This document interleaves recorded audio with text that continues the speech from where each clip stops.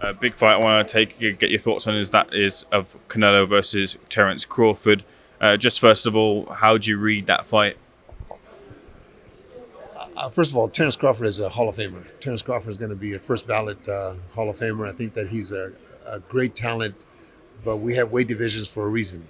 Uh, if Terence had taken maybe 2, 3 years and fought 3 or 4 guys at that weight to prepare for Canelo, I think it'd be a better fight. As we had with Golovkin fighting Kell Brook, the first 3 or 4 rounds, in my opinion, will be difficult for Canelo because of the speed. And once he assimilates the speed, I think it's a fight where, as you've seen in Canelo fights, by the 5th or 6th round, it becomes a sparring match for him. He doesn't seem to want to knock anybody out. He just wants to beat you up. So I think that the strength and the size of Canelo will take its toll on Terence in the middle of the fight, and I think Canelo cruises onto a victory. When you say size and strength, do you mean in terms of the punching power? Do you mean in terms of bearing his weight on to Crawford? How does that? How does he affect the size over Crawford? Well, Crawford is used to fighting trucks. He's fighting a semi-truck. So he's fighting a big truck now. A big truck that is not so much him hitting with a good shot as like a perfect shot on the chin. It's just him wearing you down with his size and with the Canelo likes to punch in the arms like my guys do in my gym. He spent some time in my gym, so I'm sure he picked it up there. But once he starts hitting him, it doesn't necessarily on the chin, just hitting him and hitting him. He'll wear him down. And if he wears him down, Terence putting the weight on that he's put on may not be the fastest, may not be the strongest at that weight. He had difficulties with the 154-pound champion that he beat. So at 168, he's fighting a guy that's been tested against the big names in that division. Yes, he lost against Bivol, but Bivol couldn't really hurt him with any shots. He hit him with a lot of shots. He fought my guy twice and did very well with my guy, who was a big puncher. He's beaten a lot of very good light heavy, super middleweights and in his time in the last 3 or 4 fights. So I just find it difficult to believe that Crawford can hurt him. What were the concerns that you have from the Majimov fight that you take into the Canelo fight for Crawford in terms of the troubles that he had against Majimov? Well, Majimov just, I think, showed us that Crawford doesn't have that one-punch knockout, first of all. He's going to have to put punches together. And he can put punches together 147, 140, and they're going to be quick punches. With Canelo, they're going to be a little bit slower. So Canelo's going to be able to see him. Maybe not, like I said, the first 3 or 4 rounds, he will be quicker. But after that, he's going to be able to see and be able to time him and not necessarily hit him with a shot that he hit Khan with, let's just say, but he's going to be able to touch him. And once he touches him, it's a 12-round fight, man. It's a 12-round fight where Canelo can just tee off on him at will and not be afraid really of getting hurt. Yeah, I've seen some people break down that fight between Majimov and Crawford and equate some of the defensive lapses as to how Amir Khan had that fatal defensive lapse against Canelo. Does Crawford exhibit that flaw in his game that Canelo could exploit? I don't think so. I think Crawford is a lot more defensive-minded, a little smarter. Although Majimov did hit him with some shots, but I think in this fight he'll be more attentive to his defense. But he still will get hit. It doesn't have to be on the chin. It can be just about anywhere. It just it could be a 12-round fight. It could be a points fight, and that's okay. I think that's okay for Canelo, and he's shown us in the last several fights that it's okay with the decision for him. He doesn't have to look for the knockout. Whether that's by design or the guys are just a little bit tougher, he's getting older, who knows? But he seems to coast in the last part of the fights to a comfortable win. And I think that's what's going to happen with Terence. Terence belongs down at 154, 147, but it's a great opportunity for him. All the guys that are around in the lower divisions from Canelo want that opportunity for a lot of different reasons. Obviously monetarily, but also for their egos and their pride and their legacy. Matters a lot to all these guys.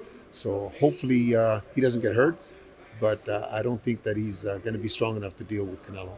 What of the difficulty that Canelo has had with those who are able to be feet of fleet? Skull causing some issues in terms of landing. It wasn't the best of fights, but some people feel that Skull was a lot closer, or maybe even deserved the nod on the scorecards. Eris Landy, Lara was another one. Amir Khan, we talked about, had caused at least Canelo some thinking to do in that fight. Can Crawford implement some of that style? Dimitri Bivol as well too. Can Crawford implement some of that style to frustrate Canelo? Well, Lara was a long time ago. It's a Skull fight. Sometimes these guys at that level don't get up for fights. Skull really wasn't a guy that was known. Skull wasn't a threat to him at least leading up to the fight. He became a threat just because he never stopped. He fought a good fight for Skull, but not something that everybody wanted to see. I think Crawford motivates. A name like Crawford, a name like Golovkin, a name like Bivol motivates Canelo and motivates him to maybe be more focused. I don't think it'll be the kind of fight that Skull had. I think that Crawford has the responsibility and the pressures on him too to make it a fight. He's a proud guy. He's a guy that fights to win, but he's gonna have to stop. And when he stops and when he has those moments in a fight like he did against Majimov, Canelo's going to be able to go between his punches and be able to time him and be able to hit him. And if he hits him, he'll slow him down.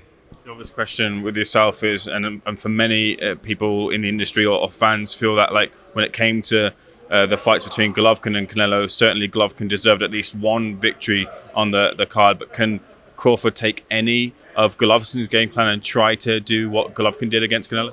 There's no way Crawford can do what Golovkin did. Golovkin's a different animal. Golovkin's a 160-pounder, very strong, very dominant, big puncher. And Crawford doesn't have that. Crawford has great skills, but doesn't have that punch to keep Canelo off of him. Golovkin had that punch and that strength to keep Canelo off of him, to keep him from just doing whatever he wanted. I don't think Crawford has that. Even at 168 or 180, it doesn't matter. He hasn't had the time to develop that strength, that body strength, and that punching power to be able to deal with like Canelo, with a big truck like Canelo. So you can't really compare Golovkin to this Crawford. I saw at the press conference that I covered in America, I think it was the Vegas one, and I believe it might be the first time that Canelo had said that Golovkin was his toughest opponent. He usually had said Dmitry Bivol, but he's now said that it's Gennadiy Golovkin who he credits as his most tough opponent. If you've seen that, what did you take from Canelo admitting that? Well, I saw that, and I think what he's talking about is the body strength and the punching power. Bivol's a great fighter, great skills, but he doesn't have that power that makes you think twice about making a move. Golovkin, every time Canelo would make a move, would hit him. They would both hit each other with great shots. I don't think Bivol, I shouldn't say scared him, but made him weary of making a move. Yes, Bivol hit him actually with probably better, cleaner shots, but just didn't have the power behind him like Golovkin did. So I knew that he would recognize that. I knew that he would say that, but he's saying it because he knows it's true, and he's saying it because he's being truthful with himself. There was an article that came back a few months back. It was maybe a little bit longer than that. Golovkin said he wasn't essentially retired, and he would come back to the ring if something interesting came back his way. I know that he's working with amateur organisations right now as well too, and that takes up a lot of his time. But do you think we'd ever see Golovkin back in the ring? If we do, you never say never, but if we do, we had Manny come back at 47. So if we do, I hope that he takes it serious, because at this stage, there's no reason for him to do this. He's actually helping the amateur programs throughout the world a lot. He's very smart in the ring, and he's very smart outside the ring. So if he does, I hope that he takes it very, very seriously and takes his time about getting in shape, and that just doesn't take a fight, say 2 months from now, just because people are talking about it. I would hope that he would take it to the point where it's a matter of a health issue too, that he's got to be right for the fight, and nothing is worth getting hurt inside the ring. How do you look back at the fights with Canelo, with Golovkin? Oh, I loved them. I think that we had a great rivalry. I think that it was good for boxing. I think that the styles mix very well. I don't like the way he fought the second fight. It wasn't our plan. It wasn't my plan anyway, but he believed that he could outbox him, and people were used to seeing him come forward, and Canelo came forward. So there's a lot of things that we could have done different, or he could have done different.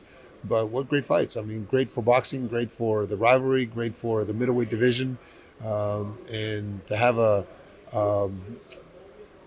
young man like Golovkin that is so proud of his heritage and proud of his boxing skills, and not talking a lot of smack and having people respect him, I think was important for boxing. How much do you think Golovkin maximised out of his potential being at Big Bear the way he trained? Do you think he could have got to the heights that he got to being anywhere else? No, I wish I'd have gotten him a lot sooner. I got him at 28 years old, so it was his his time frame was limited because, by the time before we knew it, he was 35, 36 years old. But I think that he did well. I think that talented guy like that, what he benefited from in Big Bear was the dedication, discipline, and the isolation. Being somewhere else as he was for the last 4 or 5 fights after he left me, it showed. It showed that his way of approaching a fight and fighting the fights is the damage that he took in some of the fights. No, he didn't get hurt or knocked out, but his face got mauled a little bit more. Showed that maybe he didn't train like he was training before. He wasn't as strong as he was before because he couldn't manhandle the guys that he was fighting, and he didn't fight the Canelos at the end. He fought guys that were not in his league if he had been in Big Bear. But I think that we got as much out of him as we could. I think that he knows that too. He benefited from, like I said, the isolation and the dedication. He was one of those guys that, as Usyk has said, was in my camp for sometimes 9-10 months at a time without going home. So that obviously he wanted something and we got it.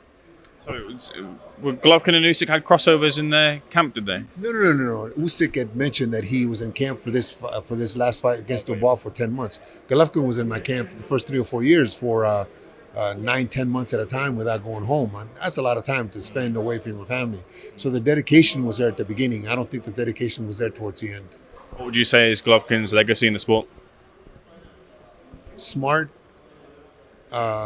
dedicated, disciplined, respectful. He made his country proud. He made his family proud. He made me proud. We accomplished a lot together.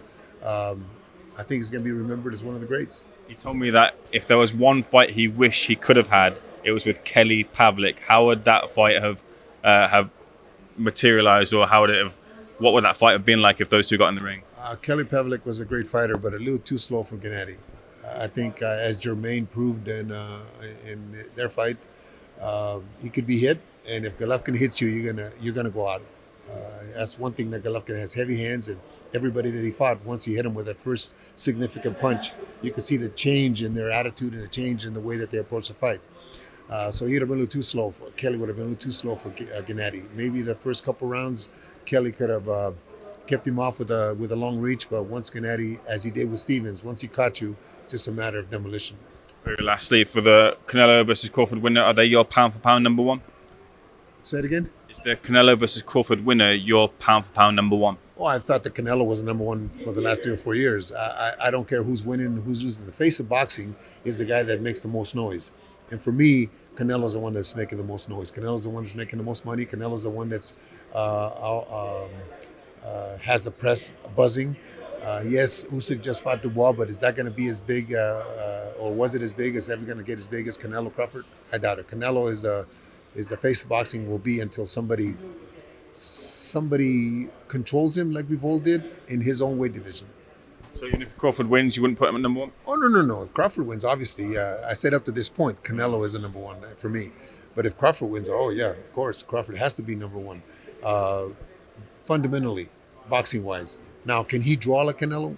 I don't think so. Abel, really insightful conversation. Glad to have got this conversation with you. Much appreciated. Thank you for speaking to Seconds Out, sir, and all the best for this weekend.